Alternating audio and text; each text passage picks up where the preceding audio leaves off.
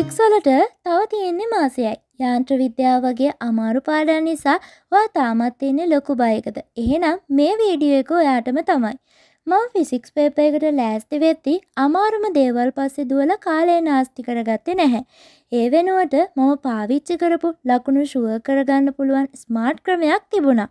මම කොහොමද ස්ට්‍රක්චර්ඩ් එසේ සහ MCQ කියන හැම කොටසක්ම මාසකින් වගේ කෙටි කාලයකදී ප්ලෑන් කරලා ගොඩදාගත්තේ කියලා අද මම ඔයාලට කියන්නම්. අපි මුලින්ම බලමු ස්ට්‍රක්චර්ඩ් එසේ පේපර් එක ගැන. මේකට මම කළේ මරු වැඩක්. පළවෙනි පියවර මම කලින් අවුරුද්ද විභාගෙට ඇවිල්ලා තිබුණු ප්‍රැක්ටිකල් 4ම අයින් කරා. මොකද ඒවම ආයේ එන්න තියෙන ඉඩකඩ ගොඩක් අඩුයි. දෙවෙනි පියවර ඊට පස්සේ එන්න පුළුවන් ඉතුරු ප්‍රැක්ටිකල් ඔක්කොම එක කොලයකට ලියාගත්තා. උදාහරණයක් විදියට මිශ්‍රණ ක්‍රමයෙන් විශිෂ්ටතා අපදාරිතාවය සෙවීම, බල සමාන්තරාශ්‍ර ප්‍රමේය, සත්‍යාපනය වගේ හැම ප්‍රැක්ටිකල් එකක්ම. තුන්වෙනි පියවර ඒ හැම ප්‍රැක්ටිකල් එකකටම අදාළ තියරි කරුණු, සිද්ධාන්ත ඔක්කොම එකම තැනකට ගොනු කරගත්තා. ඊට පස්සේ මම කරේ ඒ හැම ප්‍රැක්ටිකල් එකකටම අදාළව ස්ට්‍රක්චර්ඩ් ප්‍රශ්න 3-4ක් වගින් තෝරගෙන කරපු එක.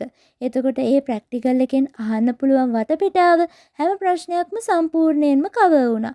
ඔයාලටත් මේ කෙටි කාලෙදි කරන්න පුළුවන් සුපිරිම ක්‍රමයක් තමයි මේක. ඊළඟට එසේ පේපර් 1. හැමෝටම හැම පාඩමක්ම ලේසි වෙන්නේ නැහැ. මට යාන්ත්‍ර විද්‍යාව ටිකක් අමාරුයි කියලා හිතුණා.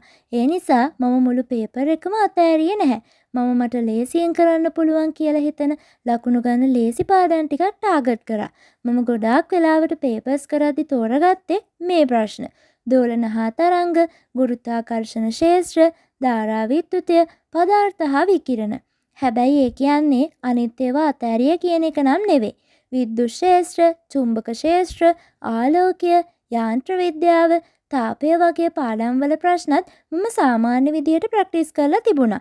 හැම පාඩමකින්ම මට කරන්න පුළුවන් කියලා හිතුණු ප්‍රශ්න 10ක් 15ක් විතර හොඳටම ප්‍රැක්ටිස් කරලා තමයි මම විභාගෙට ගියේ. ඒ නිසා පේපර් එක දැක්කම මට බයක් දැනුනේ නැහැ. දැන් එමු හැමෝටම තියෙන ලොකුම ප්‍රශ්නෙට. ඒ තමයි MCQ. මට MCQ වලට ලොකුම උදව්වක් වුණේ අනුරාධ සර්ගේ MCQ ප්‍රෝග්‍රෑම් එක. අන්තිම මාසේ මම ඒකට සම්බන්ධ වෙලා තමයි MCQ ටික නියමෙට ගොඩදාගත්තේ. සර් කියලා දුන්නා MCQ එකක් දිහා බලන්න ඕන විදිය, කෙටි ක්‍රම වලින් හිතන්න ඕන විදිය. ඒකෙන් මගේ වේගය ගොඩක් වැඩි වුණා. හැබැයි මතක තියාගන්න තව තියෙන්නේ මාසයයි. මේ වෙලාවේ MCQ ගොඩදාගන්න තියෙන හොඳම සහ එකම ක්‍රමය තමයි පාස් පේපර්ස් කරන එක. පාස් පේපර්ස් වල MCQ ආයෙ ප්‍රැක්ටිස් කරද්දී ඔයාට රටාව අහු වෙනවා. ඒ නිසා නොනවත්වා පාස් පේපර්ස් කරන්න. ඉතින් මේක තමයි මගේ ෆිසික්ස් ෆෝමියුලා එක. අමාරු දේවල් දිහා බල ලත වෙන්නේ නැතුව මේ ඉතුරු මාසය ඇතුළත පුළුවන් දේවල් ටික හරියට ටාගට් කරලා ප්‍රැක්ටිකල් ටික ලියාගෙන පාස් පේපර්ස් ටික කරොත් ඔයාටත් ෆිසික්ස් වලට සුපිරි රිසල්ට් එකකට යන්න පුළුවන්. වීඩියෝ එක වටිනවා කියලා හිතුණා නම් ෂෙයා කරන්න. channel එක subscribe කරන්න අමතක කරන්න එපා.